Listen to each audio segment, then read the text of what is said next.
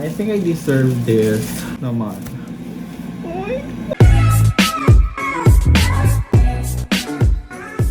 Hello Mimi, in today's video, we will going to have an unboxing with an Apple product, which is, ngayon guys, we have another gadget, which is kind of an upgrade. It's because kailangan talaga ng work natin, kasi marami na tayong client, a lot of maraming laptops. Going to have an unboxing from iTech. They are official reseller ng Apple. I bought the Apple M1 13-inch MacBook Pro. Ayun guys, meron siyang touch bar. Yung dati natin wala tayong touch bar. So yung binili natin is the space gray kasi wala nang available.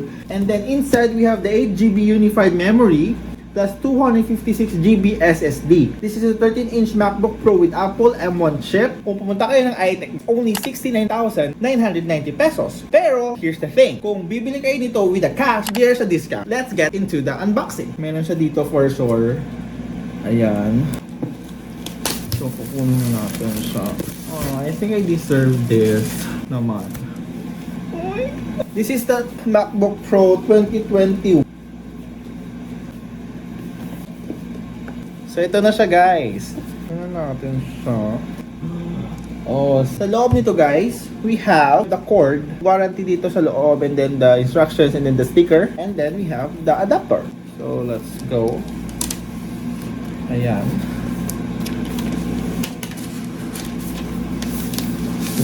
So, nakuha natin yung space gray.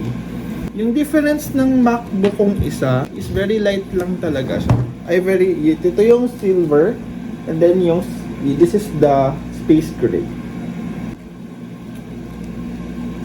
So, kukunin natin to. Oh, diba guys? So, parang ita-charge muna natin. Ayan. So, kailangan pala siya i-charge. You know? Maganda yung color ng space gray. And then, meron siya ditong touch something, guys. So, nakita nyo. So, dati natin walang ganitong. So, isa-set up na natin siya. Maganda yung ano niya dito. Pwede siyang touch. Yung para mag-open ka is kailangan mo ng ganito. Yung parang Thumbs ID something. So, ayan. Ma-enable na natin siya. Okay na. Hey Siri, open a documents folder. Hey Siri, show my downloads.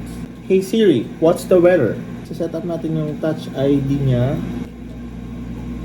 Ayan. So ito na yung pag-unboxing ng ano natin, ng MacBook. And thank you very much for watching guys, and see you in my next vlog. Adios mi amigos. I got deja vu.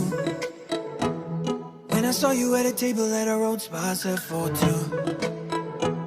With that look in your eye when you smile like you always do. But this time it wasn't me that was sitting there next to you.